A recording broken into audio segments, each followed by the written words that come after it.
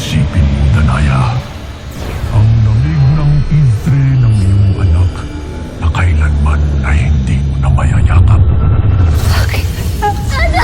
Magiging masaya sana kung hindi ako Ifre. Bakit niya hinayaang mangyari sa akin kaya kalat ng aking anak? O ang init ng pagkakataong muling maibalik ang kanyang buhay na siya ring pangarap ng iyong anak.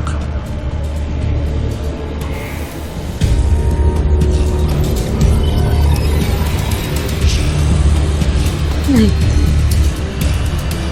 Nay, huwag kang magpapatukso, Nay.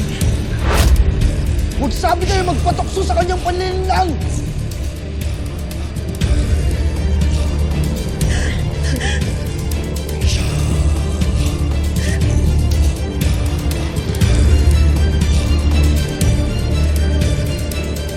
Ashley! Kamatayan ng mapapala mo, Adamus, kung ako ay iyong kakalabanin. Gaya ng wala kang mapapala sa pag-ibig mo sa isang dayuhang kailanman ay hindi mapapasayo. Si Dea, bagong tagapangalaga ng Brilyante ng Hangin. Crush mo to, no? Oo, Tama ako.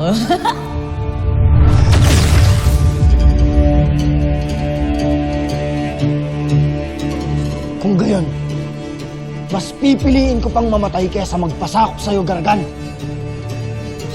Nakares na!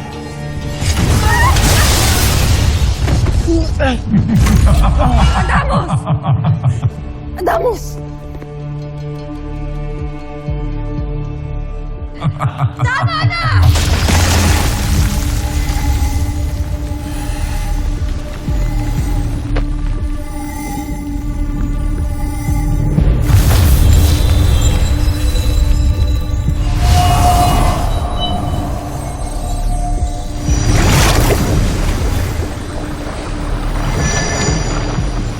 Hindi magaganap ang digmaang nais ninyo sa ngayon. Upang bigyan kayo ng pagkakataong pag-isipan ng mabuti ang aking inaano sa inyong lahat. Paano ang bihag at ang kasama nilang mortal, Panginoon? Panayain ang bihag upang maging patunay sa aking tapat na pakikipagkaibigan. Pakakawalan namin ang hawak naming mortal. Kung pakakawalan ninyo ang hawak nyo ring bihag.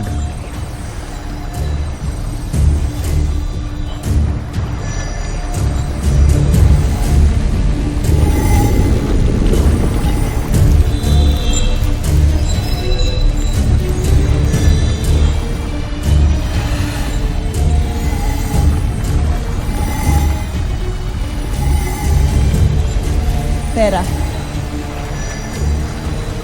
Pagkikita tayo.